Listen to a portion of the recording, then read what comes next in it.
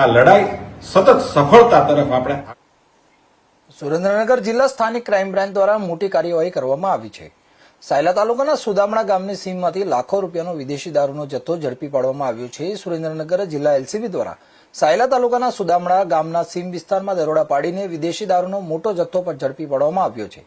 પોલીસને મળેલી બાતમીના આધારે કરવામાં આવેલી કાર્યવાહીમાં 2 આરોપીઓને ઝડપી પાડવામાં આવ્યા છે। પોલીસે સરકારી ખરાબામાંથી કુલ 9540 નાની મોટી બોટલ વિદેશી દારૂ જપ્ત કર્યો છે, જેની અંદાજિત કિંમત રૂપિયા 53.63 લાખ થઈ છે।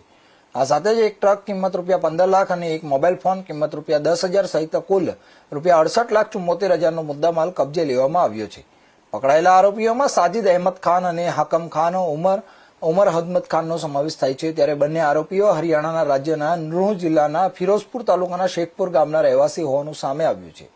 આ સમગ્ર કાંડમાં ટ્રક માલિક, દારૂનો જથ્થો મોકલનારી સમ, દારૂ મંગાવનારા ઉદયભાઈ દાદાભાઈ કરપડા, જે કળમાદ તાલુકો મૂળી, તેમજ ભરેલી ટ્રક હોટલ સુધી પહોંચાડનાર અજાણ્યા ઇસમની સંડોવણી પણ સામે આવી છે। આ મામલે સાયલા પોલીસ સ્ટેશનમાં પ્રોહિબિશન એક્ટ હેઠળ ગુનો નોંધી વધુ તપાસ હાથ ધરવામાં આવી છે।